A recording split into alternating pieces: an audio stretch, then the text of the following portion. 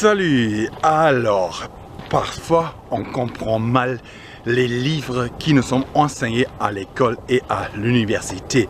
On les comprend mal peut-être pour des raisons purement propagandistes de l'éducation nationale.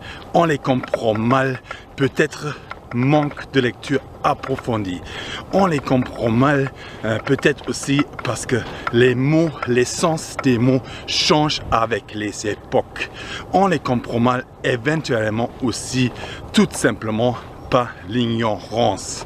La théorie de Darwin, par exemple, la théorie de l'évolution de Darwin, par exemple, qui nous paraît très souvent scientifiquement exacte, et on fait un lien entre la théorie de Darwin, la théorie de l'évolution, les corps, la morphologie des espèces qui changent avec les époques.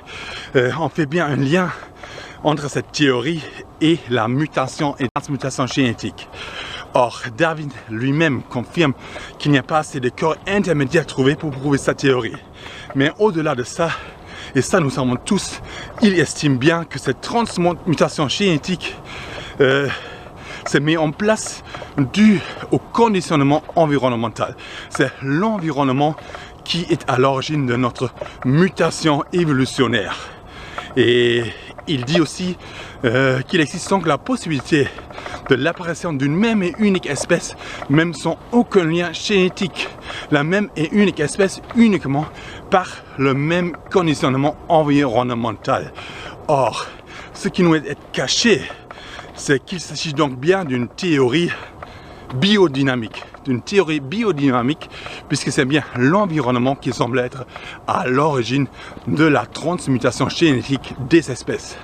Hobbes dit que l'être humain est par nature agressif et que c'est bien pour cette agressivité que l'être humain a besoin d'une société autoritaire. Hobbes semble légitimiser toute forme d'autoritarisme. Or, on nous cache que Hobbes analyse tout simplement son époque et la société dans laquelle il vit et il cherche à trouver des réponses. Ce autoritarisme dont il parle n'est ni un but ultime, ni la vision qui se fait de ce monde. Le monde peut bien évidemment changer. Adam Smith estime que capitalisme et libre-échange nécessitent un nombre maximal de concurrence pour empêcher toute forme de monopolisation. Or, ce terme de concurrence semble être compliqué parce que ce terme semble prôner une société entre compétiteurs. En réalité, il faut plutôt parler de nombre maximal de participants, de nombre maximal de travailleurs libres. En revanche, c'est bien cette monopolisation qui pose problème. Et s'il parle du nombre maximal de travailleurs libres, finalement, c'est bien pour empêcher cette monopolisation. Hobbes estime aussi que tous les travailleurs peuvent devenir libres en s'appropriant leur propre matière réelle. Il parle donc d'une société d'auto-entrepreneurs et l'auto-entrepreneuriat sera donc à l'origine de l'empêchement de toute forme de monopolisation. Il est donc contre le salaire, contre le salariat, contre cet esclavage contractuel qui est le salariat. Adam Smith n'est pas pour la concurrence, Adam Smith est pour un travailleur libre. Adam Smith est pour un travailleur libre qui empêche toute forme de monopolisation puisque le salariat est déjà une première forme de monopolisation au sein d'une même et unique entreprise. Pôle emploi qui est devenu France Travail, outil d'une guerre contre la population des néolibéraux, ne semble pas être du même avis. Pôle emploi conditionne désormais aide sociale et chômage à un travail obligatoire et bénévole à un travail forcé et gratuit. Afin de pousser les chômeurs ou les personnes à faible rémunération à accepter n'importe quel salariat, n'importe quel contrat salarial, même sans qualification. Et cette acceptation de n'importe quel salariat est donc, en fin du compte, complice utile de cette monopolisation du monde. France Travail est alors garant de cette monopolisation salariale. France Travail est garant de cette monopolisation à l'origine du dysfonctionnement du capitalisme et du libre-échange. Et moi, artiste, je suis également concerné. Et qui sait, peut-être France Travail faire de moi cet artiste sans œuvre dont parle Jean-Yves Jouanet dans son livre Artiste sans œuvre, I would prefer not to. Mais non pas ce dandy qui suite à une pseudo-création, suite à une création simulacre, n'a plus besoin de créer pour être aperçu comme artiste. Non pas comme ce punk qui n'a rien à prouver à personne pour être celui qu'il est véritablement. Non. Cet artiste sans œuvre qui ne crée plus parce que France Travail m'empêche à exercer correctement et pleinement ma profession.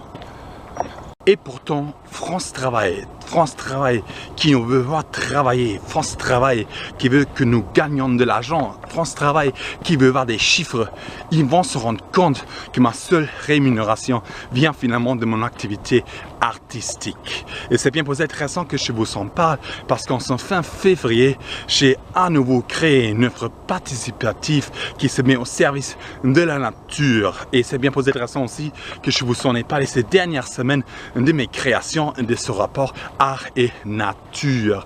En effet, en fin février 2025, j'ai créé une œuvre participative avec des enfants des centres de loisirs de mon intercommunalité. L'œuvre qui est exposée à l'extérieur du parc, ce nouveau centre d'art dont j'ai déjà parlé dans le passé, ce nouveau centre d'art ici dans mon intercommunalité. Or, expérimenter le monde. Il faut comprendre le monde par l'expérience. Et moi, artiste, moi, éco-choker, j'expérimente le monde. Et c'est bien pour cette expérimentation que je comprends le monde. Et c'est bien pour cette raison que je continue mon éco-jogging.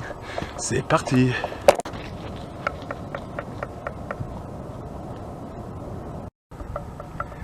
Ok, là il y a un papier alu qui vient en fait d'un emballage alimentaire. Un papier alu, ça fait miroir, ça reflète. C'est une source de feu de forêt, une source de feu. Très dangereux. Ok, encore un papier alu du même champ en fait, un emballage alimentaire. Il semble qu'il y a une personne qui a mangé ici, qui a acheté tous les 5 mètres quoi. Mais voilà, ça reflète, ça c'est une source de feu de forêt, ça c'est très dangereux. Ok, là en pleine nature, un doggy bag. Un doggy bag, ça veut dire un sac poubelle en plastique. Ok, encore un papier alu, encore une source de feu. On ramasse une source de feu de forêt. Ok, un petit carton, non, c'est aussi du plastique, hein, d'une UVA solaire, une huile solaire, alors qu'on est en plein hiver. Ok, encore une fois, ce même genre d'alu d'emballage alimentaire. Donc il y a vraiment une personne qui a mangé ici sur ce chemin et qui a acheté ça tous les 5 ou 10 mètres. Voilà, ça c'est dangereux, ça c'est une source de feu de forêt. Puisque ça reflète en fait, ça reflète et donc voilà, c'est une source de feu. Ok, un papier et un bout de bois. Ok, encore un papier, encore un mouchoir et à côté, voilà un truc en plastique dur.